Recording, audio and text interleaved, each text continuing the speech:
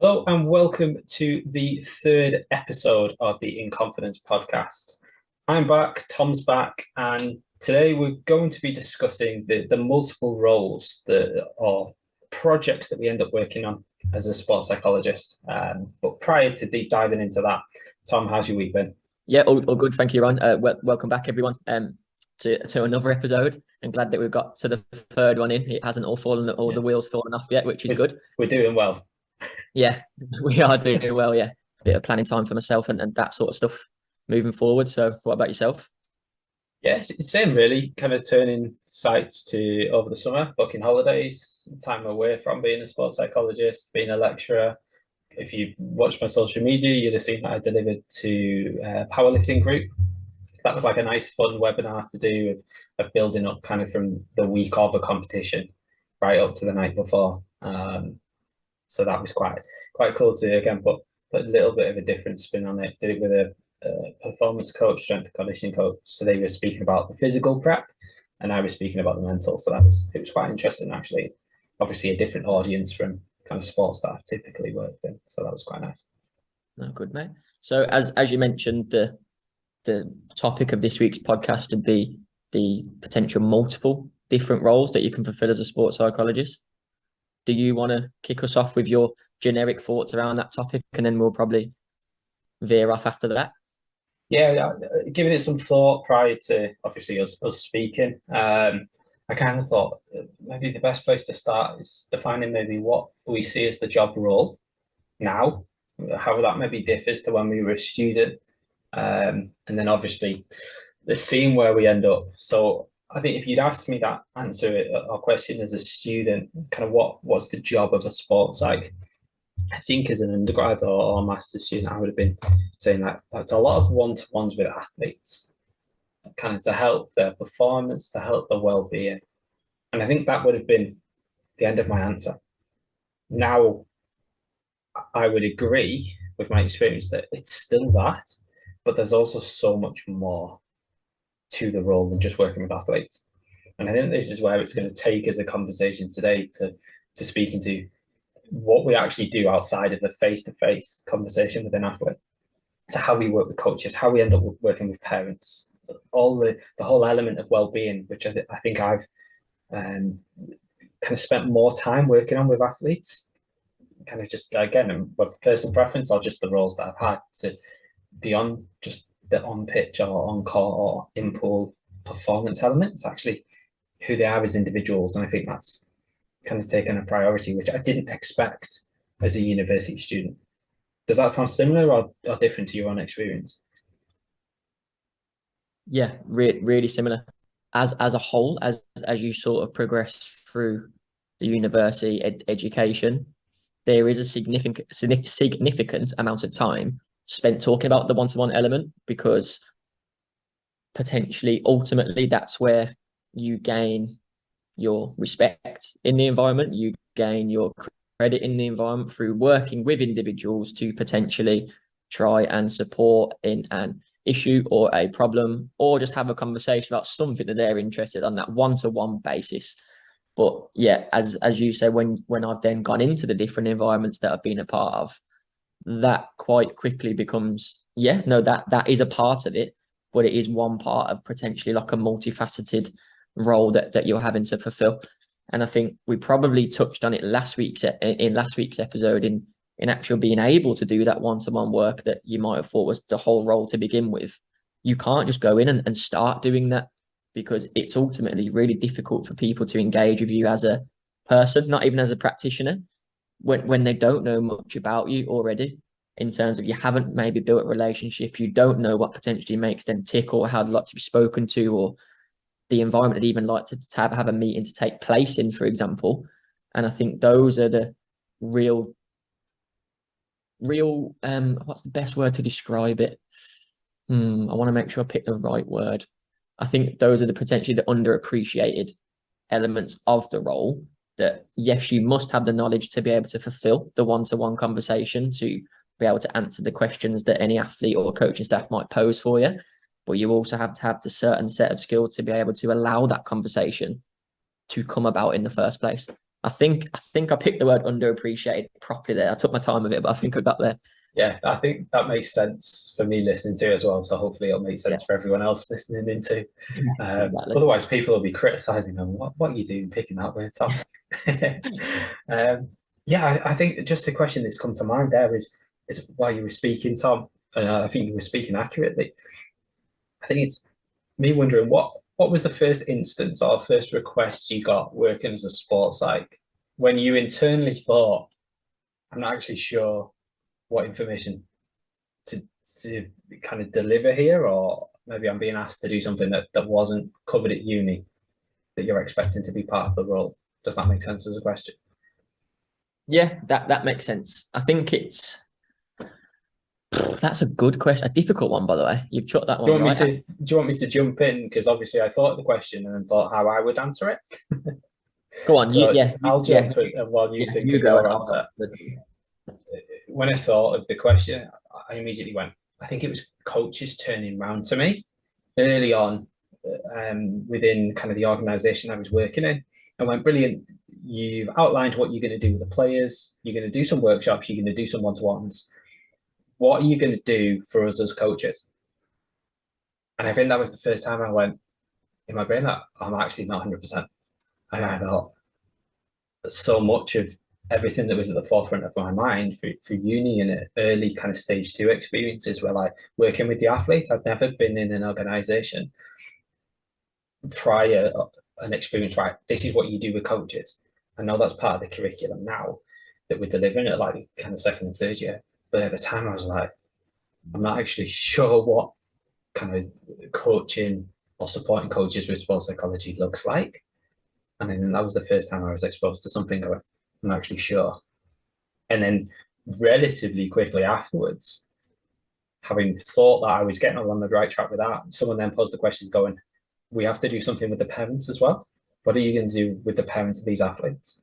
And again, my brain was like, I'm not actually sure. I've never really thought of how we can support the parents to support their athletes. So they were my answers to that question of kind of being asked to do things that weren't necessarily at the forefront of my mind when I was thinking about what the role would be. Yeah, 100%. I think that's very fair and definitely a reflection of probably some of the experiences that I've had as well.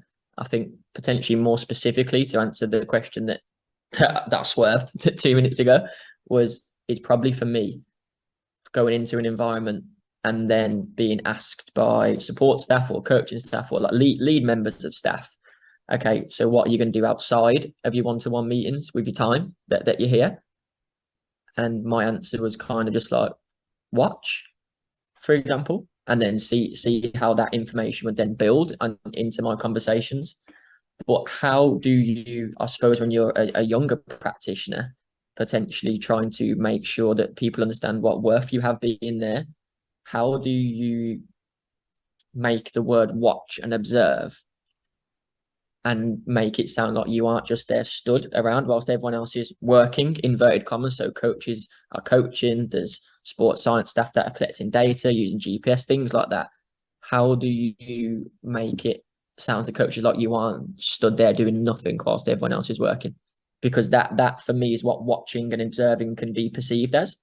So do you pull out a notepad so people can physically see it? No, he's doing something.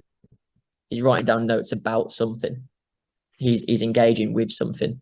And I think I probably out of insecurity did that for a little bit in terms of I need to make sure the notepad's out. And I think that was that was probably when I had a little bit of worry to begin with, and probably through that little bit of insecurity pulled out a notepad that I wouldn't necessarily have needed or have used, to be honest with you. I don't know if that answers the question or it took us on a bit of a different turn.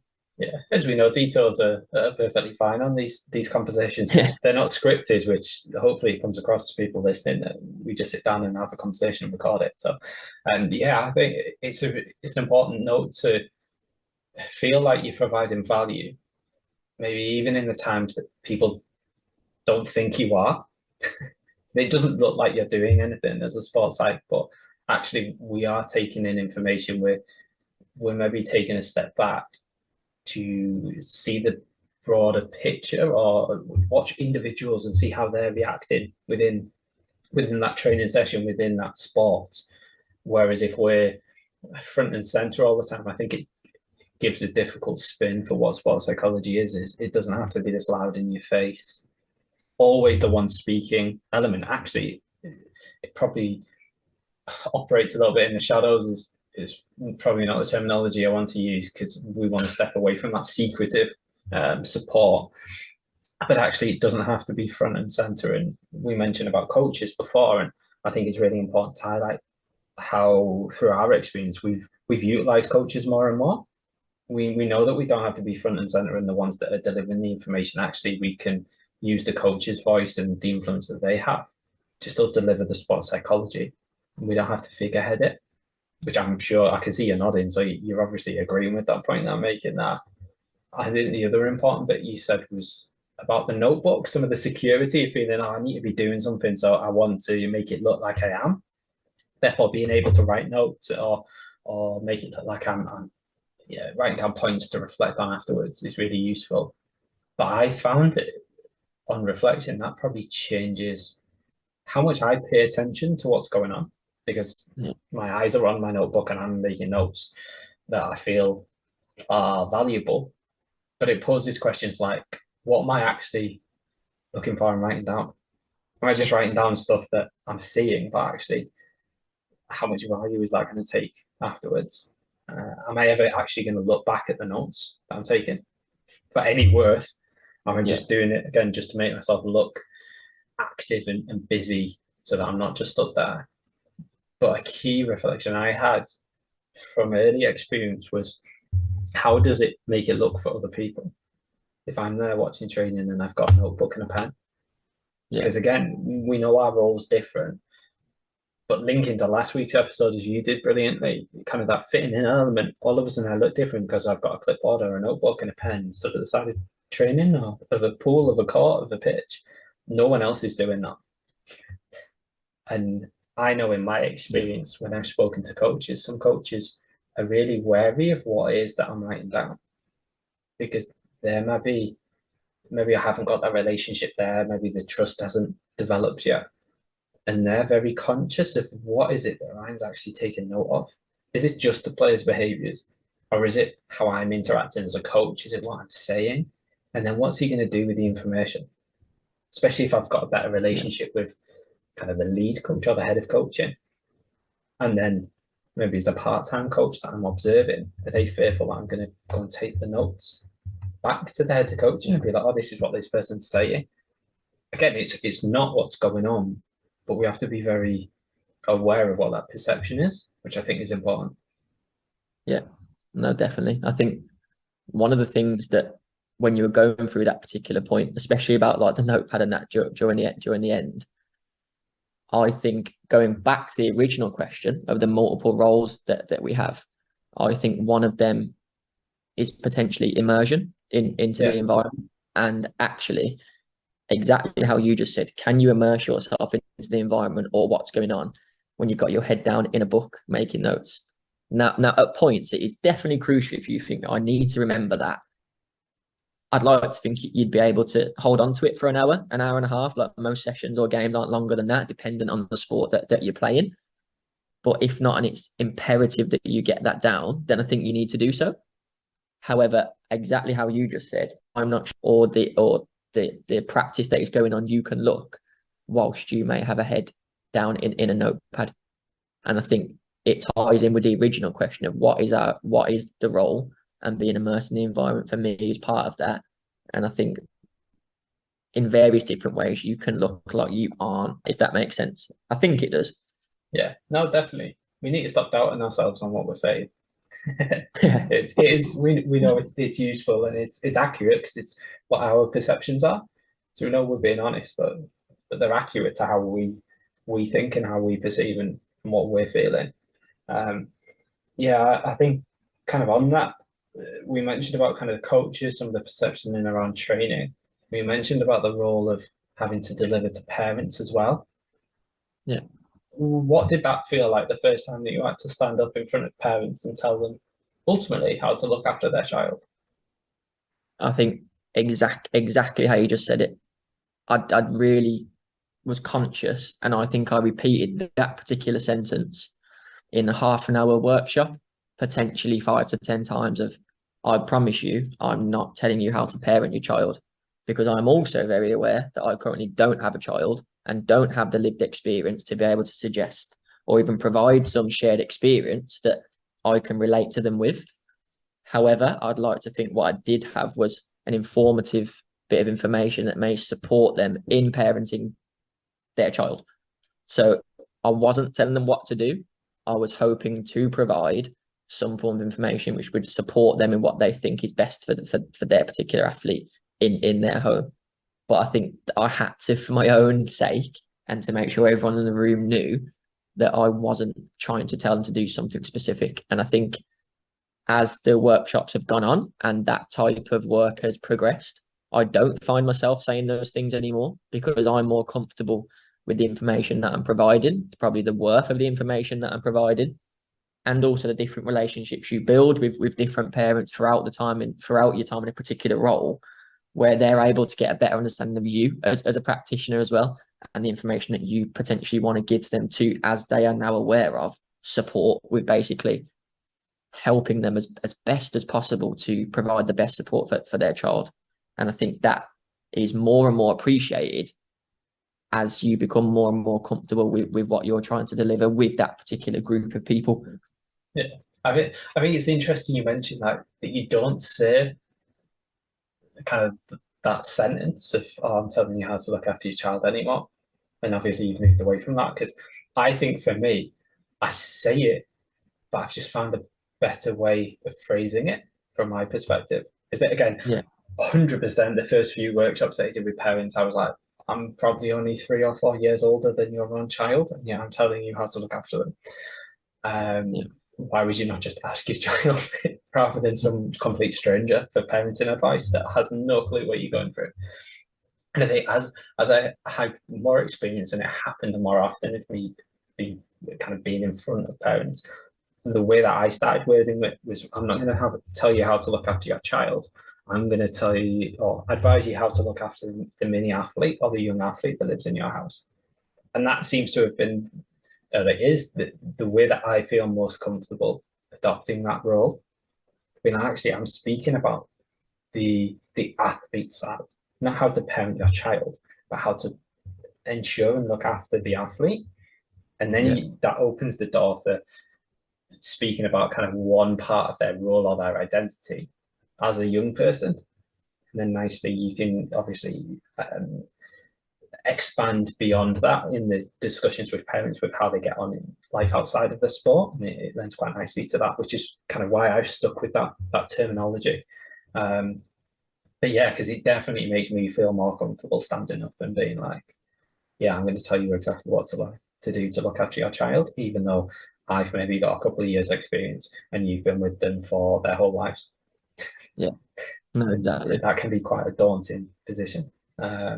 Something else, just as a kind of a on the spot question, I'm wondering, if you got put in front of parents, is there somewhere you start with them? If there's a workshop or a topic, is there a go-to bit that you immediately cover, or is it really varied? I don't know. I'm asking because I genuinely don't know. So. I do think it's varied in terms of, like, especially potentially the age group of parents you might be working with. And I don't mean the parents' ages, I mean the age group of their child that is currently participating in the sport, what age group they're in, and just the different stages of the journey. And I think being appreciative of the different stages of the journey that go on throughout those age groups of the athlete and then the parent of them, of course. So I don't have a generic starting point. I'd like to think it is potentially more tailored to make sure that I'm appreciating what stage of the journey they're at, and maybe taking into account what information they may have had previously as well, whether that be from myself if they've been in a particular environment that I've been in before, or whether they've been in a different one where they may have had lots of access to this particular support, or in some cases maybe none. It really does vary. So I can't say I have a generic standpoint. It is more tailored to potentially making sure that I am best supporting those people that are in the room in front of me at that particular time, whilst taking into account the different elements that I've just mentioned as well. What about yourself? Yeah. So this is why I love these chats, because we're obviously very similar on some things, very different on others. And there's some middle ground there as well. Because again, Yeah. 100% respect the tailoring it to the audience, those needs, the age of the athlete, development, parent awareness, all kind of that. But I'm always thinking, I think first sessions, typically, if you were to look at different sessions I've delivered in different sports, different parents, I think they all typically center around something to do with communication. It's usually, I think, the core foundation in all of them, which looks different. That might be that first session's about that in-car conversation, about after they've performed, who speaks about what and questions to ask to enable like reflection within your child, within the athlete. But then almost like older age groups thinking of how asking parents like how much you actually know about your child, what do they actually want from you, and can you answer that and Yeah. feel 100% confident that that is exactly what your child wants of you in and around a performance prior to competition, during, after. But then if you can't definitively say 100% that's exactly what they want, maybe that opens the door for the parent to go and have a conversation with their child and open up that communication and going, maybe we spoke last year or 2 years ago, or I thought I knew as a parent, but actually, what would you like from me? And giving that responsibility back to the athlete, back to their child. I think that communication is kind of the foundation of the parent support.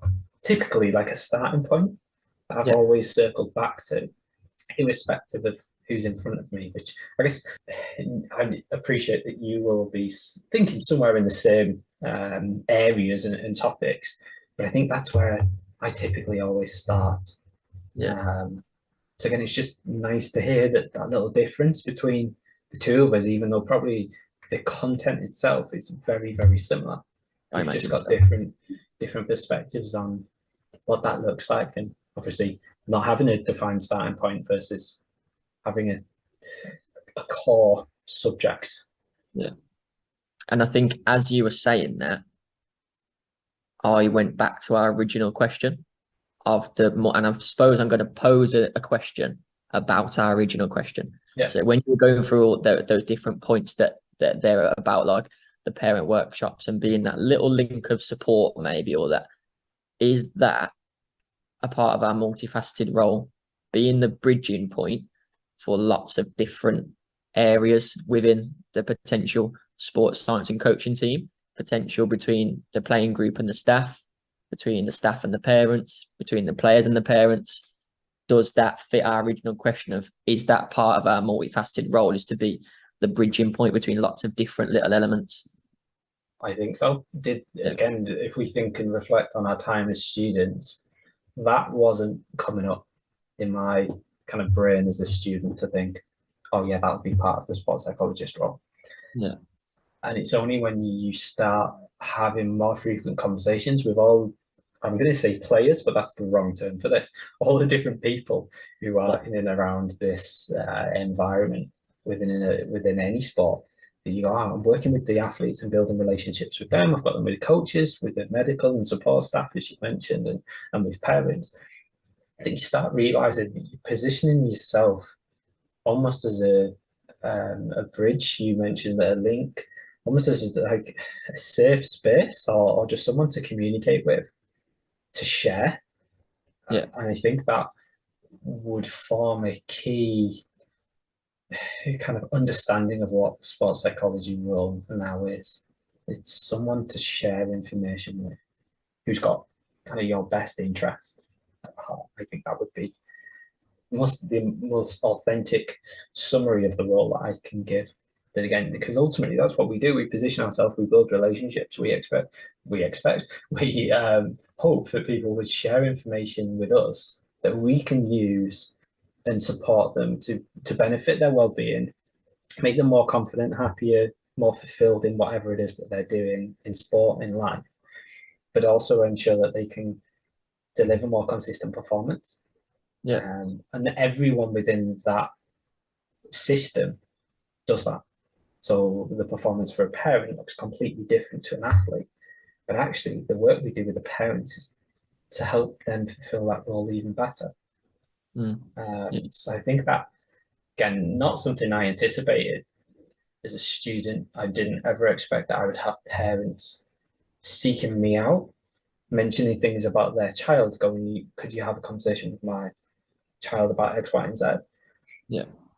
Because I always just thought, oh, well, it'll just be an athlete referring themselves, and why would I think otherwise? Or a coach. I was like, oh, yeah, parents would have a direct line to me. And sometimes, again, I don't know your experience inside and out, but I've had parents seek support for their child. They've obviously sat in conversations because of the age of their child. And you realize as a practitioner, I'm actually not here supporting the child. It's the parent that needs the psychological support. Yeah. And never did I expect that would be the dynamic. I thought parents would obviously be really useful gatekeepers. They would help reinforce the messages. I never thought that actually you'd be working with people within the environment, similar to coaches, and actually supporting their psychological needs from a performance well-being aspect rather than just the athletes. Yeah, no, definitely. I'm not sure I could potentially sum it up any better in terms of answering the original question of what are the different roles that a sports psychologist has, than in the words that you just used there, is being that support for those who need it, being that support for those who maybe aren't sure that they might need it at that particular time, and just being able to link potentially lots of different areas together whilst focusing on the psychological aspect and the things that we know the best in terms of our own area, linking those different topics together to make sure the performance and the well-being of the people, the parents, the players, the staff, we're all within that environment, the athletes, whatever you'd like to call it, are striving for that particular both performance and well-being excellence, maybe dependent on where they might form their aspirations in the future. That's why I use the word performance and well-being, because there is an element of both. And I think being a potential caveat for that is potentially the best way to describe the different elements of the psychologist's role within a sporting environment. Maybe, who knows? It's open for discussion, isn't it? I think on that really decisive but open-ended statement, we'll bring this discussion, this episode, to a close, because I feel like we've attempted to answer that question and provide some insights. Hopefully people listening feel like we've done that, discussing beyond that one-to-one kind of consultancy idea of what sports psychology, a sports psychologist actually does. Hopefully we shed some light, or even just re-emphasize bits that people are already doing. Yeah, to again provide those voices that hopefully are reassuring, hopefully giving different spins on things, but ultimately, again, our aim is to have conversations on topics that maybe other people aren't mentioning or people are thinking in private. So yeah, hopefully we've done that. Tom, me and you will be back again next week on our 4th episode. Topic as yet undecided. I think that's how we're going to run with all of them, really. But yeah, we look forward to people listening in again. As always, if you've got feedback, absolutely brilliant. We'd love to hear it. Even if it's negative, that's fine. We'll learn something and we'll do something different. So yeah, this will be same voices, different topic, and we will speak to you again next week. Cheers, everyone. Thank you for listening.